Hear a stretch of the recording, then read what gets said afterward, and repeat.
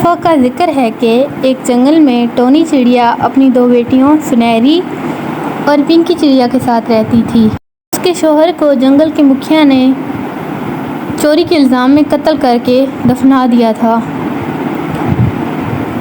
टुनटुनी चिड़िया एक छोटे से पुराने से घर में रहती थी और बड़ी मुश्किल से ही घर का गुजारा चलाया करती थी।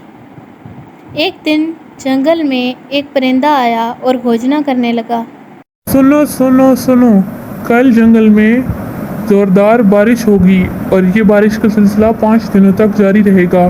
सख्त तूफान का इम्कान है। बादशाह सलामत का हुक्म है कि तमाम लोग इस जंगल से कहीं और चले जाएं। ये खबर सुनकर तमाम लोग बहुत परेशान हो गए। टुनटुनी भी घर आई और अपनी बेटियों से कहा, कहीं जाना होगा क्योंकि हमारा तो घर भी बहुत कच्चा है।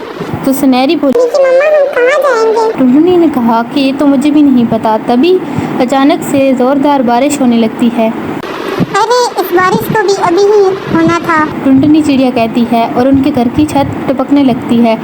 तो टुनटुनी चिड़िया अपनी दोनों बेटियों को लेके वहाँ से चली जाती है। वो भी अपने घर से बाहर ही निकली थी कि उनकी आंखों के सामने ही उनका घर गिर जाता है। टुनटुनी चिड़िया अपनी बच्चियों को लेकर वहाँ से जंगल में चलने लगती है।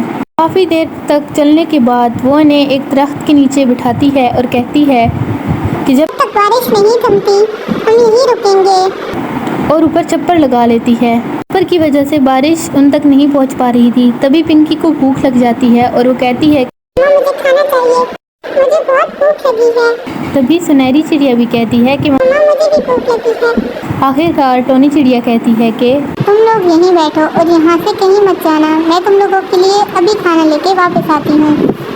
इतना कह के टुनटुनी चिड़िया खाने की तलाश में चली जाती है। टुनटुनी चिड़िया के जाने के बाद पिंकी चिड़िया सुनहरी चिड़िया से बोलती है, आपी चलो ना, बारिश में भीगते हैं। सुनहरी चिड़िया कहती है, नहीं मम्मा ने मना किया था। लेकिन पिंकी जिद करती है।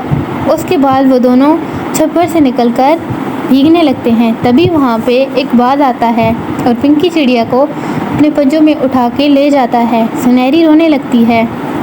थोड़ी देर में टोनी चिड़िया अपने साथ गंदम के कुछ दाने लेकर आ जाती है। देखती है सुनहरी रो रही है तो वो उससे पूछती है कि क्यों रो रही हो। सुनहरी उसे सारी बात बताती है।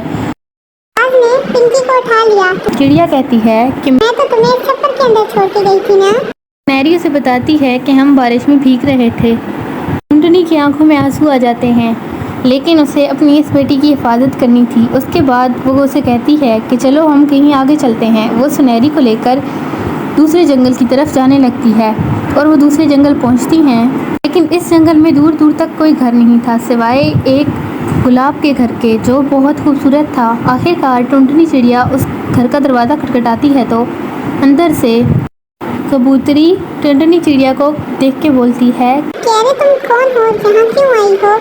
तो टुनटुनी कहती है कि हमारे जंगल में बारिश हो रही है, इस वजह से मेरा घर भी टूट गया है। आप प्लीज़ हमें कुछ दिन अपने घर में रहने दीजिए, जैसे ही मौसम ठीक होगा हम वापस चले जाएंगे।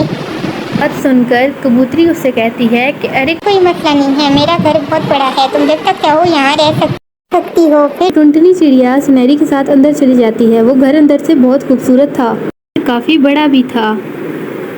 इसी तरह कुछ दिन गुजर जाते हैं और आखिरकार मौसम साफ हो जाता है। तो टुनटुनी कबूतरी से कहती है कि कबूतरी बहन आपका बहुत शुक्रिया, अब मैं अपनी बेटी के साथ यहाँ से जा रही हूँ क्योंकि अब मौसम साफ हो गया है।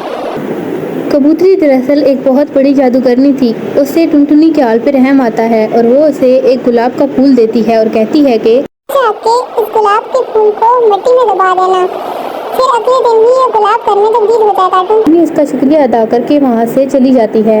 वो दोनों गुलाब का फूल लेके एक नदी के किनारे पहुँचती हैं और टुनटुनी उसे नदी के किनारे ही दफना देती है।